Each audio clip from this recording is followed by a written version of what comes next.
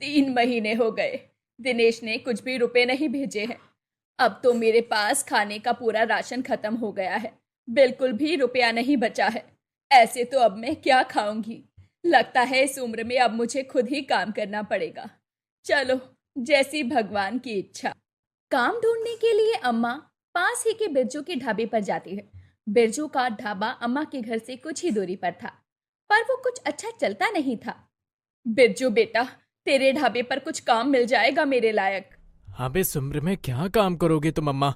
तुम तो घर बैठकर आराम करो। मेरी ऐसी किस्मत नहीं बेटा। अरे अम्मा, तुम्हारा लाडला शहर से इतनी अच्छी नौकरी करता है, फिर तुम्हें काम की क्या जरूरत पड़ी है? क्या बताऊं बेटा, पहले दिनेश मुझे हर महीने कुछ पैसे भेज देता था। उसी से मैं अपना गुजारा चला लेती थी। लेकिन अब कुछ महीनों से उसने रुपए नहीं भेजे हैं और मेरे पास अब कुछ नहीं बचा है। इसीलिए कोई काम ही करने की सोच रही हूं मैं। तेरे ढाबे पर तो जरूर कोई काम मिल जाएगा। मेरा ढाबा कहाँ अच्छा चल रहा है अम्मा। यूं समझो बस खर्चा निकल जाता है, वही बहुत है। देख ले बेटा, कोई भी काम है तो दे दे, मैं कर लिया करूंगी। और तू पैसे ना देना, बस मुझे खाना दे दिया करना, और क्या। बिरजू अम्मा की बात सुनता है तो उसे बहुत दुख होता है। उसका ढाबा अच्छा नहीं चल रहा था, फिर भी वो अम्मा को अपने ढाबे पर रख लेता है। ठीक है अम्मा, तुम रोज सब्जियां काट दिया करना। भला हो बेटा तेरा। अब शांति अम्मा सुबह से शाम तक बिरजू के ढाबे पर सब्जियां काटती और वहीं पर खाना खाती। बड़ा अच्छा है बिरजू, जो मुझे यहाँ काम दे दिया। कम से कम मुझे भूखा तो नहीं सोना पड़ रहा। ऐसे ही दिन गुजरते जाते हैं और अम्मा का जीवन चलता जाता है। एक दिन अम्मा सुबह ढाबे पर आती है तो देखती है कि बिरजू ने अभी तक ढाबा नहीं खोला था। अरे आज क्या हो गया जो बिरजू ने अभी तक ढाबा नहीं खोला? बिरजू, बिरजू बेटा, बिरजू कहाँ है? अभी तक ढाबा नहीं खोला। क्या कर रहा है अंदर? अंदर से बिरजू की धीमी सी आवाज आती है। अम्मा, आज आप जाइए, मेरी तबीयत ठीक नहीं है। आज मैं ढाबा नहीं खोलूंगा। लेकिन अम्मा फिर भी बिरजू की तबीयत देखने के लिए चिंतित होती है। कोई बात नहीं बेटा, लेकिन मैं आकर तेरी तबीयत तो देख लूं। ठीक है अम्मा, आप अंदर आ जाइए। अम्मा अंदर जाती है तो देखती है कि बिरजू लेटा हुआ है। बेटा बिरजू ला, तेरे लिए कुछ बना देती हूँ। नहीं अम्मा, मेरी तबीयत कुछ ठीक नहीं है। आपको जो खाना है आप बना लो, और कोई ग्राहक आता है तो देख लेना, ग्राहक को बनाकर खिला देना। मुझसे तो आज उठा ही नहीं जा रहा है। ठीक है बेटा, तू आराम कर, मैं कुछ बनाती हूँ और तुझे भी देती हूँ। अम्मा किचन में जाकर देखती है, लेकिन वहां खाने को कुछ भी नहीं होता। अरे आज तो यहाँ कुछ भी खास नहीं है, तो फिर मैं बनाऊं क्या? बिरजू से पूछ लेती हूँ। अम्मा बिरजू से पूछती है, बेटा बिरजू, किचन में तो कुछ भी नहीं है। हाँ अम्मा, कल से बाजार जाकर कुछ लाया ही नहीं हूँ मैं, इसलिए ढाबे पर सामान नहीं है। सिर्फ बेसन पड़ा होगा। तुम उसी से कुछ बना लो। अम्मा वापस किचन में जाकर सोचती है, अब सिर्फ बेसन का क्या बनाऊं मैं? इसके साथ कुछ और भी तो होना चाहिए। अम्मा आसपास देखती है तो उसकी नजर पालक पर पड़ती है।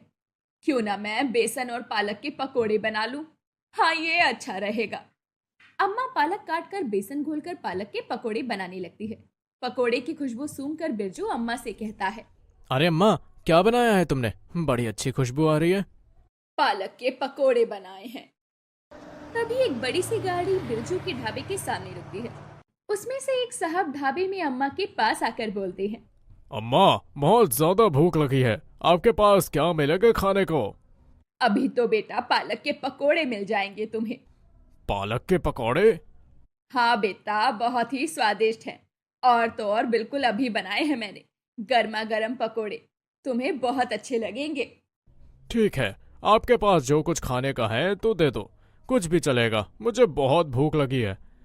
अम्मा ने एक थाली सजाई और उसमें कुछ पालक के पकोड़े ले जाकर साहब के आगे रख दिए। ये लो बेटा, आज के लिए तो बस यही है, लेकिन बिल्कुल अभी बनाए हैं। धन्यवाद अम्मा, बहुत जोर की भूख लगी थी, अभी के लिए यही सही है। वो आदमी पकोड़े खाने लग जाता है। पकोड़े उसे बहुत स्वादिष्ट लगते हैं। अरे वाह, ये तो बहुत ही स्वादिष्ट है, मैंने कभी ऐसे पकौड़े नहीं खाए। वो पकोड़े खाते खाते बस जोर जोर से अम्मा की तारीफ करते जा रहा था। वाह अम्मा, क्या पकौड़े बनाए हैं, जितने खाओ उतने कम। उसकी आवाज सुनकर एक और आदमी उनके यहाँ खाने के लिए आता है। हमें भी पकौड़े खिलाइए। अम्मा उसे भी पकोड़े दे देती है और पकोड़े उसे भी बहुत अच्छे लगते हैं। वाह अम्मा, तुम्हारे पकौड़े तो सच में बड़े ही स्वादिष्ट हैं। पकोड़े की इतनी तारीफ बिरजू को चौंका देती है। अरे वाह अम्मा, क्या कर दिया ऐसा जो आज इतने लोग आ गए और तारीफ भी कर रहे हैं। कुछ नहीं बेटा, मैंने तो बस पालक के पकोड़े बनाए थे। भगवान की कृपा है जो लोगों को इतने अच्छे लगे। अच्छी बात है अम्मा, अब से हम रोज ही ये पालक के पकौड़े बेचा करेंगे। तुम रोज सिर्फ यही बनाया करना। ठीक है बेटा। अब अम्मा रोज बिरजू के यहाँ पकोड़ी बनाकर बेचती और बिरजू का ढाबा पहले से अच्छा चलने लगता है। अम्मा के पकौड़े तो फेमस हो गए हैं। पूरे गांव में सिर्फ उनके पकौड़ों की चर्चा हो रही है और लोग भी मेरे ढाबे पर खास तौर पर सिर्फ अम्मा के पालक पकौड़े खाने के लिए आते हैं। खैर जो भी हो, मेरा तो मुनाफा ही हो रहा है। बिरजू की तो जैसे चांदी निकल गई थी। उसका ढाबा बहुत अच्छा चलने लगा था, लेकिन इसके बाद भी वो अम्मा को रुपया देना नहीं चाहता था। बिरजू बेटा, मुझे कुछ 300 रुपए चाहिए थे। 300 रुपए? अरे अम्मा, तुम्हें क्या जरूरत है? खाना तो तुम्हें मिल ही जाता है मेरे ढाबे पर। वो बात तो ठीक है बेटा, लेकिन और भी तो खर्चे होते हैं ना। बिरजू बड़े ही नखरे दिखाता हुआ अम्मा को 100 रुपए दे देता है। ये लो 100 रुपए, अब और रुपए मत मांगना। अम्मा भी बिरजू से और रुपए नहीं मांग पाती और वहां से चली जाती है। लेकिन अब बिरजू के मन में लालच आ जाता है और वो सोचता है, आज अम्मा को 100 रुपए देने पड़े हैं। कल अम्मा ज्यादा रुपए भी मांग सकती है। इससे अच्छा तो मैं अम्मा को ढाबे से निकाल दूं और खुद ही पकौड़े बनाकर बेचा करूं। ये सोचकर बिरजू अम्मा को अगले दिन ढाबे से निकाल देता है। अम्मा, तुम्हें आज से आने की जरूरत नहीं है। क्यों, क्या हुआ बेटा? ढाबा कुछ खास नहीं चल रहा है, बस इसलिए अब से तुम मत आया करना। बिरजू अम्मा की एक बात नहीं सुनता और अम्मा वहां से दुखी मन से लौट जाती है। अम्मा अपने घर पर बड़ी उदासी से बैठी होती है। तभी उनके पड़ोस से सविता आकर उनसे पूछती है, क्या हुआ अम्मा, ऐसे उदास क्यों बैठी हो? काम पर नहीं जाती क्या? क्या बताऊं बेटी, बिरजू ने मुझे काम से हटा दिया। बोलता है कि ढाबे में कुछ खास मुनाफा नहीं हो रहा, इसीलिए अब तुम मत आना। अब तो मुझे अपने खाने की भी चिंता सता रही है। लेकिन उसका ढाबा तो बढ़िया चलने लगा था। कितने लोग आते थे उसके यहाँ तुम्हारे हाथ के पकोड़े खाने। अब क्या ही बहस करूं मैं उससे। तो परेशान क्यों हो अम्मा, तुम यहीं अपने घर के बाहर ही खुद पकोड़े बनाकर बेचो। कुछ लोग तो जरूर ही आ जाएंगे खाने को।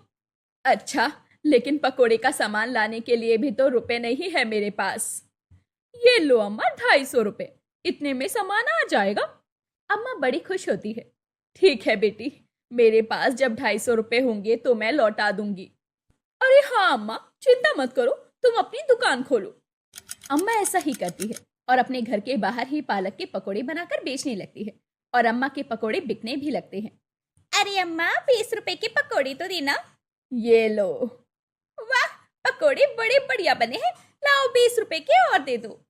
इसी तरह अम्मा का काम चलने लगता है। लेकिन बिरजू के यहाँ लोग खुश नहीं थे। वो अब खुद पकोड़े बनाकर बेचने लगा।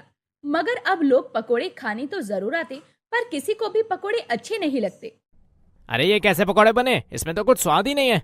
अरे भाई, रोज की तरह ही तो बने हैं। नहीं, ये रोज जैसे नहीं है। इतने दिन से मैं पकौड़े खा रहा हूँ, लेकिन इनमें वो स्वाद ही नहीं है। नहीं, अच्छे ही बनाता हूँ मैं तो। इसमें बिल्कुल भी मजा नहीं आ रहा है। मैं अब से तुम्हारे यहाँ पकौड़े खाने नहीं आऊंगा। बिरजू दुखी होता है।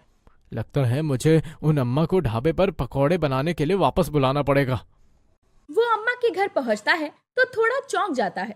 अम्मा अपने घर के बाहर पालक के पकोड़े बनाकर बेच रही होती है और उनके यहाँ थोड़ी भीड़ भी होती है। अरे अम्मा, ये क्या? बस बेटा, अपना गुजारा कर रही हूँ। ये सब छोड़ो अम्मा, चलो मेरे ढाबे में काम करो, मैं तुम्हें अच्छे रुपए दूंगा। नहीं बेटा, अब मैं इसी में खुश हूँ। तभी वहाँ एक आदमी भी आ जाता है। अरे अम्मा, आप यहाँ? तभी मैं सोचूं कि बिरजू के पकौड़ों में स्वाद क्यों नहीं आ रहा।